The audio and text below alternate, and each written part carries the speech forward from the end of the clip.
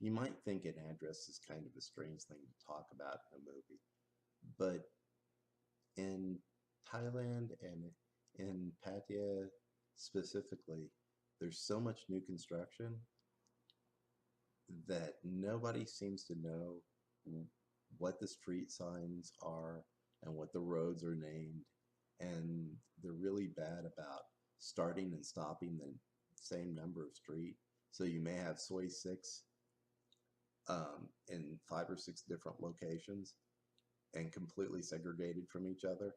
Um, the other thing is, anytime you ordered anything and everywhere delivered, um, you'd have to give extremely specific directions to your house. There was no like 12th Street that basically 12th Street ran from beginning to end of your city. So um, it was very confusing. This is Anne. This was probably my favorite little store in our neighborhood. She was right around the corner from the house. Uh, it was just a tiny little place. I mean, it had like 3 shelves in it, an ice cream cooler, and a cooler for drinks, and a couple tables outside. Her mom would grill Monday through Saturday every evening, and I think I ate more meals at this little grocery store and had more beer and talked to more Thai people. As far as geographically, I think this was it. I mean, it was very small, it was very intimate, and it was just a wonderful place. And like Anne says, every time you'd leave, she'd go, "And I'll see you when I see you." And it was just a wonderful sentiment, and I really fell in love with this. The crocodile farm and patio was one of those things that seemed kind of oh, touristy and kitschy, and I wasn't really much on the idea. But Tanya said it would be fun, and Kristen was all about going to see a zoo, and she found out there were tigers, and that was about the end of it. She was like ready, signed on immediately.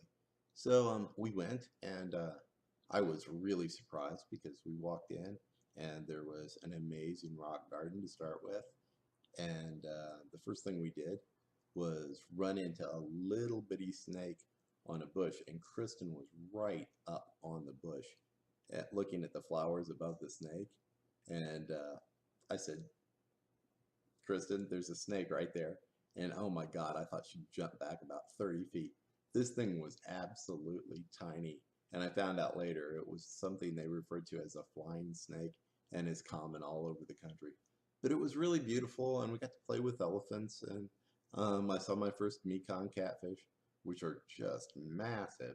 Um, and it was a really good time. Saw some crocodiles there that were, oh, 20 plus feet and 3 plus feet across at the jaw. Crazy huge. I couldn't believe how big they are. But you'll see the video, and it's pretty funny and pretty entertaining.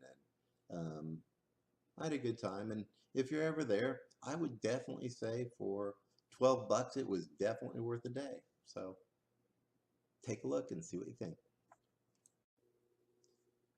This flower and outdoor shop was wonderful because it had all the names of all the different plants in English and in Thai, and sometimes in Chinese, and occasionally you'd even see a Russian word in there. But it was really kind of sad because I kind of put it in the back of my mind that I'd like to make this like one of the segments of the movie because it was so nice to see all the different translations. Unfortunately, I got sick and I didn't get back here. And it was one of those places that I went past probably, I don't know, 2, 3 dozen times. And it was just really close to the house. So I was kind of sad about this because it was it was charming, and the people that worked there thought I was extremely funny. Kristen took this picture and thought it was very funny, and so did I. I guess you're really never too far from home, no matter if you're on the other side of the world or not. This was one of those little surprises you get. This is a market that's right around the corner from our house, and we were up there a lot. I also had my first taste of chicken butts here. But the thing I'd like to talk to you about is Thailand and fireworks. First of all, they really, really like them and they set them off all the time.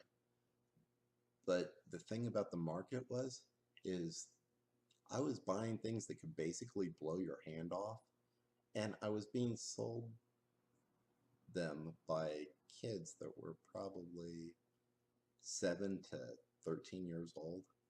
Um, I can't imagine America letting anybody do anything close to this. I wish I got more pictures like this one.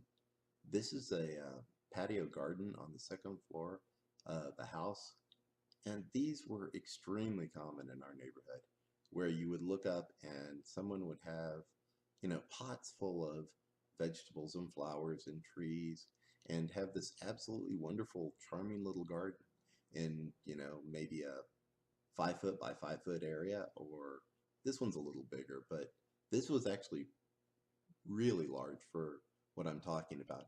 And I thought, wow, what a wonderful little alcove to have of your own.